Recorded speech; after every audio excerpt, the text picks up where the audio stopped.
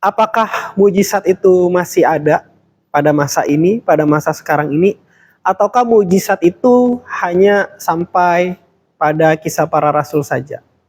Bagaimana kata firman Tuhan? Banyak pendeta mengajarkan hal yang berbeda tentang mujizat. Ada yang percaya mujizat itu masih ada sampai sekarang, ada yang percaya itu sudah tidak ada lagi. Saya tidak mau mengejat seorang yang punya pemikiran yang berbeda, tapi biarlah firman Tuhan yang menjawab. Saya mau membagikan apa yang saya alami dan apa yang saya pelajari dari firman Tuhan. So, jangan ngejudge kalau punya pendapat yang berbeda, tapi biarlah sharing saya ini menjadi berkat buat kita semua. Firman Tuhan katakan, Yesus Kristus tetap sama dulu, sekarang, sampai selama-lamanya. Kalau Tuhan Yesus dulu melakukan mujizat, sampai sekarang pun dia melakukan mujizat. Mungkin kita tidak melihat Tuhan Yesus secara fisik ada di dunia ini, tetapi Roh Yesus Kristus, yaitu Roh Kudus yang ada di dalam orang percaya, dialah yang bekerja mengerjakan mujizat melalui kita. Jadi pada masa anugerah ini, pada masa sekarang ini, Roh Kudus ada di dalam orang percaya itu dengan kuasa atau dengan power. Yang mana kuasa dan power ini bisa melakukan mujizat. Firman Tuhan katakan di Kisah Rasul 1 ayat 8, kamu akan menerima kuasa ketika Roh Kudus turun ke atas kamu. Jadi ketika Roh Kudus turun ke atas kita, ke dalam kita, kita memiliki kuasa atau otoritas untuk melakukan mujizat. Kalau kita lihat di surat Rasul Paulus, di dalam tubuh Kristus ada karunia mengadakan mujizat, karunia kesembuhan. Dan kalau kita baca juga di amanat agung Tuhan Yesus, tanda-tanda ini yang akan menyertai orang percaya. Salah satunya menumpang tangan atas orang sakit dan orang sakit sembuh. Mengusir setan-setan, itu berbicara tentang kuasa, itu berbicara tentang mujizat. Jadi mujizat itu adalah identitas kita, salah satu tanda bahwa kita adalah orang percaya. Jadi mujizat itu sebenarnya sudah terinstal di dalam kita ketika kita di dalam Yesus. Masalahnya kita mau menggunakan kuasa kita atau tidak. Sama seperti ketika kamu punya surat kuasa, kamu mau menggunakan kuasamu itu atau mau kamu diamin gitu aja.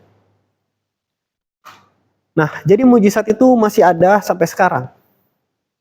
Mama saya pernah kanker payudara sembuh ketika dia mengikuti KKR Reinhard Bonnke, sembuh hanya di dalam nama Tuhan Yesus Kristus. Saya pribadi juga pernah mengalami mujizat. Disembuhkan dari kutil yang ada 32 di kaki saya sebelah kanan sini, lipatan kaki sini. Dulu itu waktu saya SMP pernah ada kutil dari 1 bertambah sampai 32. Panik dong saya waktu itu ya. Saya oleskan minyak urapan, saya doakan dalam nama Tuhan Yesus sembuh, masih ada. Dan saya doakan terus setiap hari, sampai berapa bulan saya lupa. Dalam nama Tuhan Yesus sembuh, kutilnya masih ada. Tetapi saya kaget keesokan harinya, ketika saya antara mau melepas celana atau mau memasang celana, saya lihat 32 kutil itu yang kemarin masih ada, semuanya hilang lenyap. Mujizat Tuhan terjadi atas saya. Jadi saya orang yang percaya pada mujizat karena saya pernah mengalami. Kalau mau bicara mujizat Tuhan dalam hidup saya ada banyak sekali.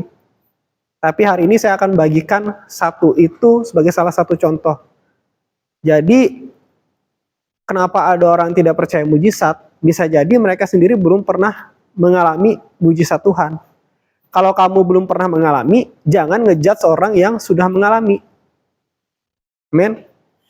Jadi kalau kamu belum pernah mengalami, jangan langsung bilang nggak ada yang seperti itu, nggak ada yang mujizat, karena kamu belum mengalami aja. Kalau kamu sudah mengalami, kamu akan seperti saya bersaksi tentang luar biasanya Tuhan Yesus, mujizat Tuhan Yesus yang bekerja sampai sekarang. Jadi mujizat itu masih ada sampai sekarang.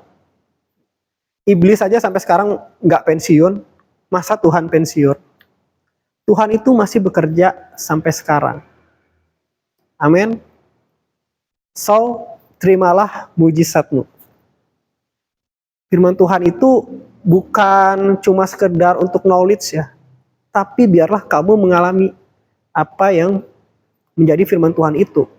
Kamu lihat rasul-rasul menyembuhkan orang sakit, kamu belajar mengalami juga.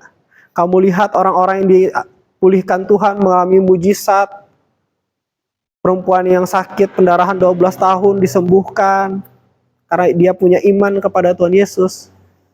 Ya kamu jangan cuma sekedar tahu cerita itu sebagai cerita, tapi biarlah kamu mengalami pengalaman imanmu sendiri. Seperti perempuan yang pendarahan 12 tahun itu. Amin. Tuhan Yesus memberkati.